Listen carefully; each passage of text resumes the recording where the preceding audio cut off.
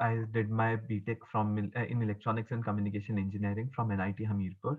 I'm basically from Solan, and this year in CAT 2020, I scored 99.99 percentile. So the breakdown of my percentile was as follows.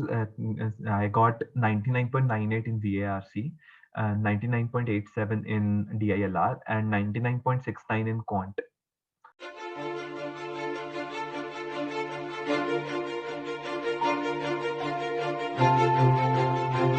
Hi, I'm Ujjwal.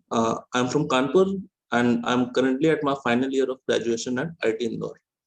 I gave CAT 2020 and I scored a 99.93 percentile.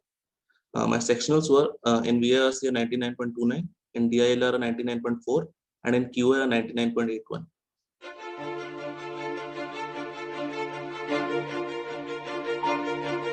I enrolled with EduShastra to help me with my preparation. And my overall percentile for CAT 2020 was 96.27 percentile. And in Quant, I scored 84.29 percentile.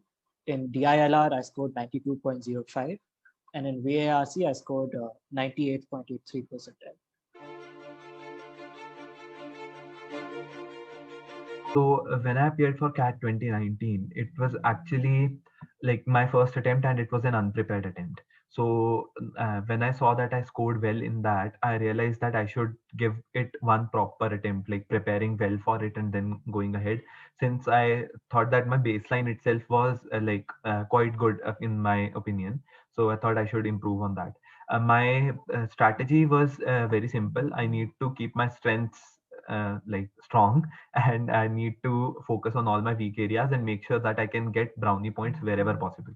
So how I used to prepare basically was I used to revise all topics that I knew were very strong for me. So that I did with the help of like practice tests. There are many tests online available for CAT, doing some previous year question papers and stuff. So I realized that there were some topics which I was very good at. There were some topics which I was weaker at. So my focus after that was to keep practicing my stronger topics and study the weaker topics sufficient enough so that I can tackle all basic questions regarding those topics when if they come in the exam. I was the strategy was that in the exam, in case I get a very hard question from one of my weaker topics, I'm simply going to let it go and go ahead with the other questions and only look at it at the very end in case I have time left for like it at the end, which is like one in a million odds thing. So yeah, that is how I focused. I practiced quite a lot. And that I think is key to cracking CAT. So I started in May. So my first strategy was that I will give around 2 to 3 mocks and then I will decide uh, which sections I'm weak at and which I'm strong at. So I gave 2 to 3 mocks, and what I saw was that yes, QA was good because being an engineer, I was always good at maths. VARC and DILR were little dicey. Like verbal ability used to fluctuate a lot. So I decided yes, I have to focus more on verbal and DILR. Actually, how I started it out was I was attending all the classes, and my idea was to build a base understanding of all the basics first. And this was done through both the EduShastra classes and me like brushing up on specifically quant topics. Being a non-engineer, that was the a little harder section for me compared to both VARC and DILR, which were coming to me a little more naturally. So for quant, I used to sit and solve questions which were given at the end of class. So increasing difficulty level of questions I used to solve. And towards after I was sure that I had a small base set already for specifically quant and TILR, I started giving sectional tests. So each sectional was like, okay, just say once the pattern changed to the 40-minute pattern, I was doing 40 minutes, one section VARC, and then looking at my score, then DILR, quant, and trying to see if I can pick up these individual sectional scores, meanwhile, while trying to perfect my speed. Okay, so what I would say is one thing is that CAT is an exam that you need to give with the calmest of minds. You should not be under pressure in the exam hall because the time constraints that there is, the number of questions that you need to attempt, you cannot afford to lose time to nervousness. So you should go over there with an absolute blank slate of a mind, have no thoughts in your mind except for solving the next question that comes in front of you on the screen, taking a decision on it. So that is key. You need to make sure that in an exam hall, You never get panicked no matter what the question pattern is. This is something we saw this year, that the entire exam pattern was unexpected. All we knew was that an hour was going to reduce from the time, but we did not know how many questions were going to there in each section. This time in quant, the pattern for like slot one especially was quite different from previous years. There were hardly any geometry questions. There was a lot of arithmetic, lot of algebra. So that is not something that should certainly, get you into a corner. It is something that you should know how to handle. It's always need to remember that if the exam is hard for you, it is probably hard for everybody. So and cat is going to be relative. Like the percentiles are always going to be relative. So it's not like if you do bad in it, that everybody else did well than you. It could also be that the exam itself was so hard that you might actually be the best performer out of everybody. It's all about the mindset in the exam hall. As for preparation, as I said, practice is key. Do keep on practicing. I would say practice as many tests as you can. Try to recreate an exam hall like situation at your place, and do previous year question papers. There's lots of mock tests online available. You can try those out. Just keep on practicing. Stay in touch with all your topics. It should not be like you suddenly start focusing on one particular topic and in that lose sight of your stronger areas. That is not something you can how I would practice is, in like on Saturdays I would practice all my weaker areas, and on Sunday I would give a mock test to make sure that I have learned something new. And then throughout the week, in whatever little time I had, I would try to revise whatever I can. So in that sense, I would stay in touch with all my previous topics as well as gain new topics, like knowledge, basic knowledge of my newer topics as well.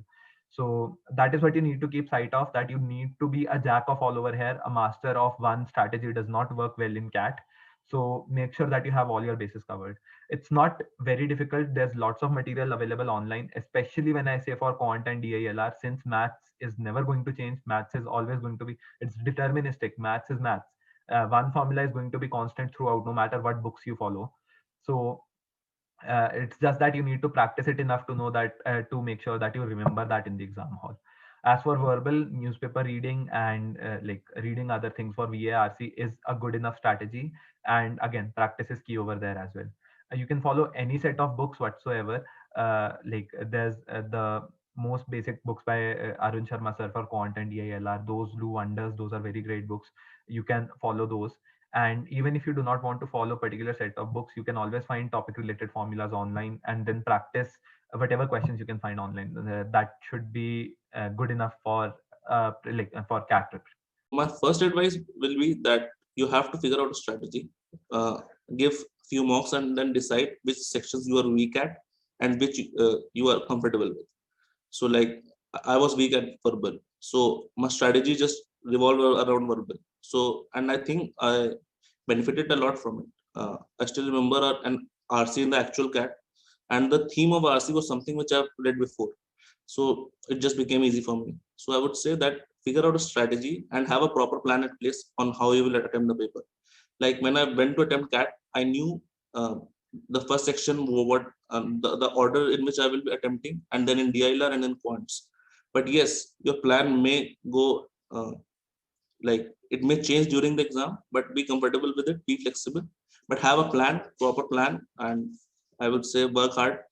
And then yeah, CAT's not a difficult paper, it's an easy. Just work hard and have a proper plan in place. One key takeaway for me was that you have to make sure that your basics, especially in quant, are solid, because even you can't just memorize formulae after formulae. I don't think that would work for a person like me. Now, everyone has their own strategy, but you can't just go on memorizing formulae unless you don't know where those formulae came from. Of course, you don't sit at the CAT exam and derive formulae and solve the exam. That doesn't work either. But if you have a sense of the basics, you're able to, questions that you wouldn't normally know, you can draw from the basics and then solve. So that's quant for me. But overall, I would suggest you should identify where your weaknesses lie and where your strengths lie. And you should focus on getting the weaknesses up to par and making the strengths fantastic. So if for you, quant is a strength, you should be scoring phenomenally in quant. And if VARC is a weakness, it should come up to par so you clear the cutoffs. And you should give a lot of mocks. I think giving a lot of mocks helped me personally, giving sectionals, putting myself into that timed atmosphere of writing a test. And of course, you get bad marks in mocks. That happens a lot. I scored horribly in some of my mocks, but don't let that deter you in any sense of, like, okay, I can't do this. No, that it doesn't work like that. The CAT is the passages in the CAT are better than mock passages. The RC passages are much better. They're more interesting to read because they only have to make 3 papers on that day. So it's much better. So you don't worry about how your mock scores are going. Just do a lot of mocks. I definitely agree with this, and I find it logical as well. See, that is what I said. When it comes to quant, engineers hold an edge because that is something we've studied, but that is not how like global entrance exams are. They focus they are at a level where everybody can attempt them at the same level. It's solely based on how much you can prepare for it. It's not like you can have an edge from the very beginning of things. Plus, like I think it is good that there is a focus on verbal, especially for a management exam, because decision making and stuff is something that you always need to have if you want to pursue an MBA.